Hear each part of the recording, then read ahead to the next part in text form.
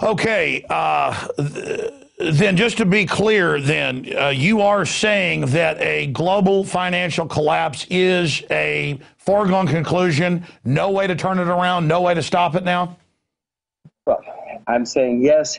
The next time we have a recession, and we're going to have one, I guarantee you, it's going to be worse than anything we've experienced in the last few decades because of the staggering amounts of debt that have been built up in the U.S. and in Europe.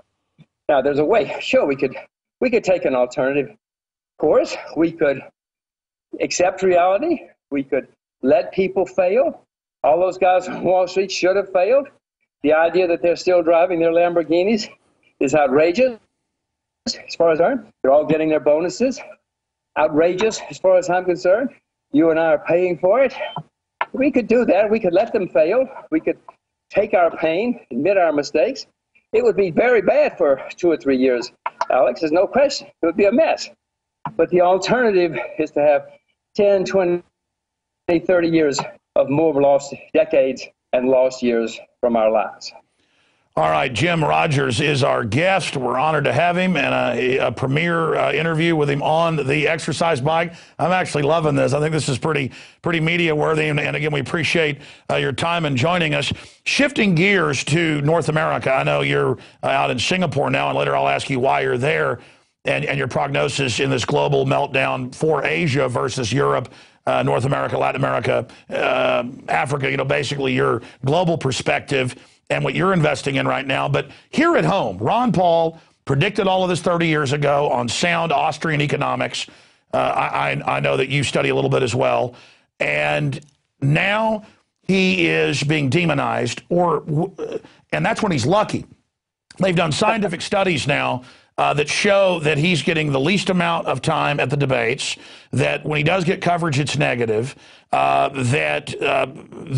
when he wins first, second, or third place, Fox, MSNBC, CNN, now CBS will not show him in the poll rankings. So if he gets number 1, they say number 2 was number 1. Or if he gets number 3, they skip him and move number 4 into number 3. And we just caught CBS over the weekend doing it again. It became a national news story. But wait, it gets better. It was a 90-minute debate, Jim, but only an hour was televised.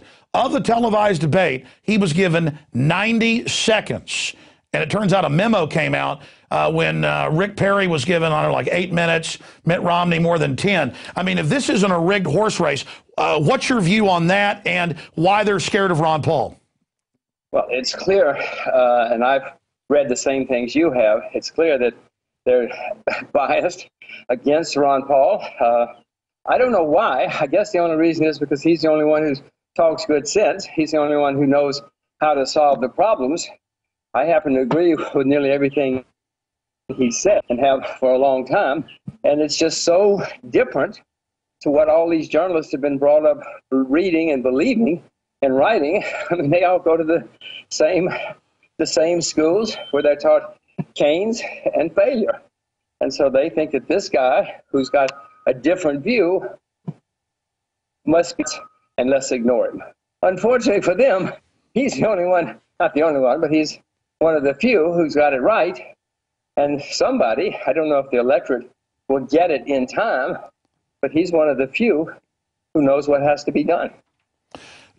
Jim, looking at history, looking at geopolitical movements, looking at finance that you've studied so long and investment so accurately, and that's the real gauge of a tree is its fruits. Your fruits have been very successful and stable over a long period of time. Well, seriously, looking into your crystal ball, I mean, and then looking at the United States, it's clear they're not going to listen to Ron Paul. He is the only one of those Republicans that is talking sense, and one of only a few prominent people in the U.S. talking sense. The establishment wants to go the same direction, crony capitalism, insiders being guaranteed by the public, so much you and Congressman Paul have talked about. And now the elite are financing the welfare class to be their political army to demand more and more off the tit. And I see historically real calamities, real collapse, real social unrest here in the U.S. Obama has already tried to sick the Occupy Wall Street people on the middle class, claiming, that he's anti-corruption in Wall Street when he's financed by it. So what do you see for America and Europe? I mean, do you see a lot of really unstable things happening? Because it's clear they're not going to listen to you. They're not going to listen to Ron Paul. They know you're right. It's why they're scared of you. So is this ship going to hit the iceberg? What's going to happen? What do you see? Where do you see America in 5 years? Well, first, there's also a guy named Gary Johnson who is running for nomination. He seems to get it too, as well.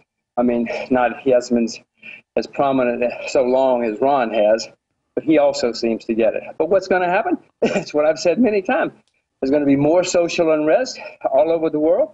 We've already had some governments fail and some countries fail. Alex, and a lot worse. As the price of food skyrockets, as the economy doesn't get better, more and more people are going to be in the streets. Unfortunately, we now have a generation worldwide which expects free lunches, and unfortunately, the money's running out now.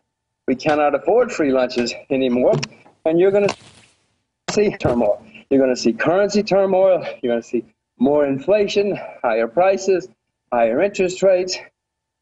It's not going to be fun. Be careful, Alex. Be careful and be prepared. Are you hinting at be careful being in America? Is that why you ran?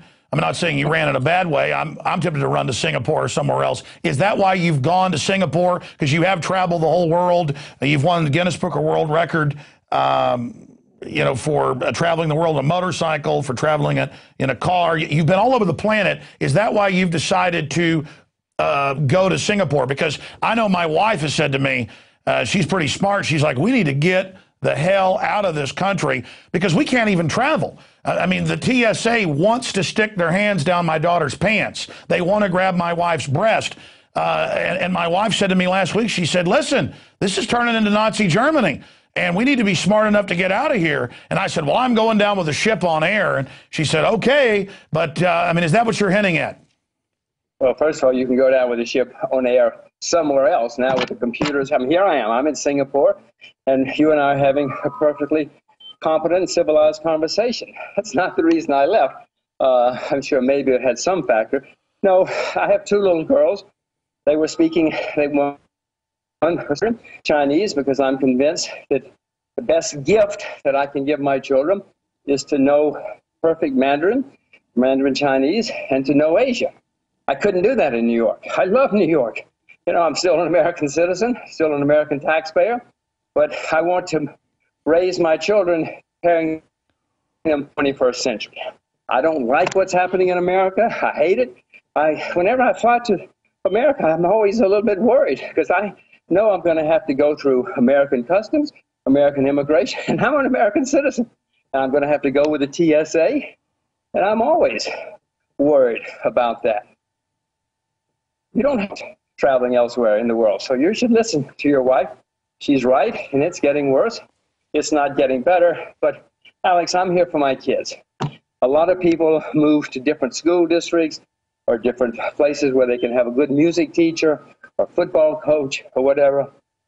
I'm in Asia preparing my children hope for the 21st century. It's that simple. Many people move for their kids. I'm moving for my kids.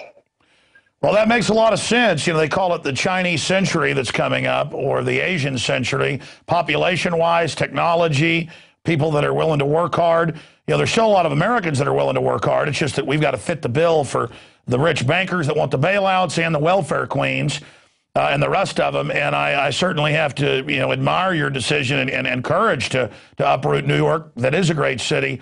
And move over there. But certainly Westerners who can speak perfect Mandarin Chinese and that do have the connections there, they're going to do a lot better than people over here on average. And